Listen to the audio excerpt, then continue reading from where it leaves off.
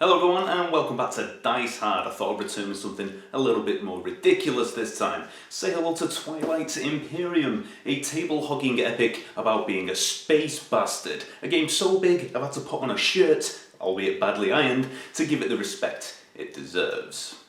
Twilight Imperium sees players looking to fill the power vacuum left by the collapse of the Lazar's Empire. Players will, through means of trade, politics and warfare, look to carve out their own empire and seize control of the galaxy. Okay, let's get the negatives out of the way. TI has some serious issues. It's obscenely long, it can take 6 hours to play, even longer if you're playing with new players. It's incredibly expensive, costs at least £70, and you kind of need both expansions to get the best out of it, so that pushes the price up even further. Again, to get the best out of it, you need 5 or 6 players, and wrangling together 5 or 6 adults to spend all day together is literally impossible. It's also a bastard to teach, so why would you even contemplate buying something like this? Because it's fucking awesome, that's why.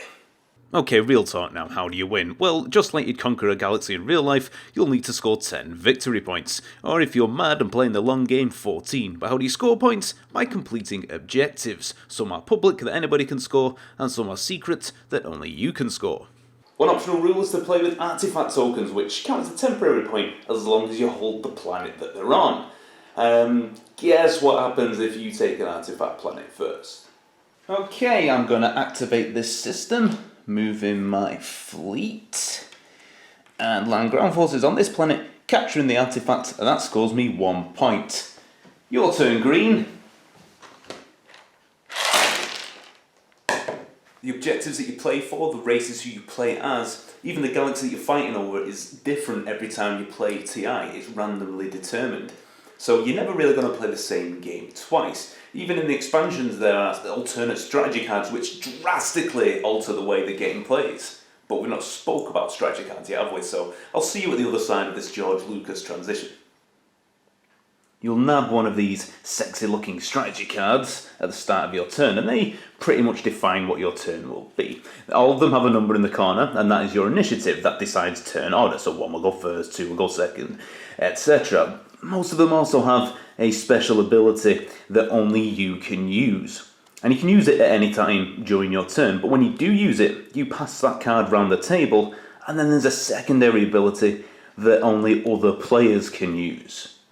It's a lot to think about, as you have to decide what you want to be able to do in your turn, but also what your opponents may want to do as well. It's up to you when you use your card, so you can wait until everybody has spent their money before playing technology, for example, so that only you can afford to. It results in great interplay around the table. It's not just what you are doing that matters, everybody's actions are important.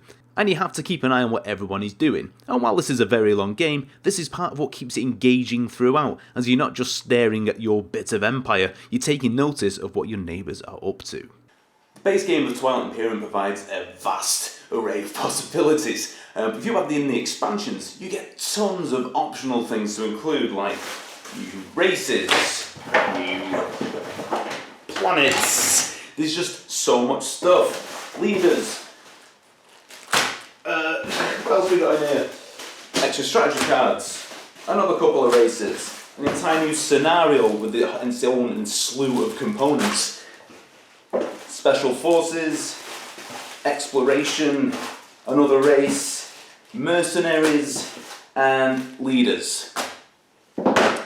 Good thing about this is, you could be insane and play with all of them at once, or you could tailor your game session to your group. Someone might like the expanded politics, for instance. Somebody may want to play with space mines.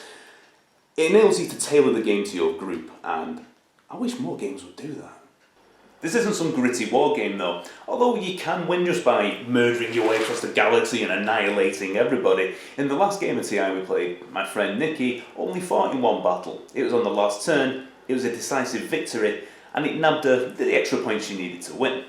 Okay, this is the view you're going to have of the galaxy. You're going to be plotting and scheming against your neighbours. Maybe you'll seduce them into trade agreements and alliances, or send your fleets forward to capture planets. And this is satisfying. Watching vast swathes of the galaxy turn your colour is great. But you see these tokens down here in the corner? This determines how many orders you can issue each turn. This is your command pool. The one in the middle is your fleet supply. You put tokens in here. The more tokens you have in there, the bigger your fleets can be. And on the left is strategy allocation. Remember earlier when I spoke about strategy cards and some of them are special abilities that other players can use? You spend those to use those abilities. Now the great thing here is you never really have enough tokens, enough forces to do everything that you want to do. So that does mean you'll probably have to ally with a player or two. And that's another great thing about Twilight Imperium, I mean, this is a long game. It's a long-ass day playing a game of Twilight Imperium. So at the end of every turn, we normally have a little break, have a leg stretch, have a brew, have a beer, whatever. And you'll find people all over the house hatching schemes. People will be plotting in the kitchen or the garden. And it gives you this amazing sense of empire and community. It's bloody brilliant. There are loads of great reasons to play Twilight Imperium, but the best one isn't the satisfaction you get from outsmarting 5 or 6 other space bastards. It's not the satisfaction from watching your empire grow and expand. It's not the mad genius design or the beautiful components. It's that when you play a game of Twilight Imperium, each of you will have a story that is your own. Due to the random nature and the different parts that fit together, no two games of Twilight Imperium will ever really be alike. No two groups will have had exactly the same game. It's mad, it's gargantuan, it's magnificent, it's ridiculous, and Twilight Imperium definitely gets the Dice Hard seal of approval.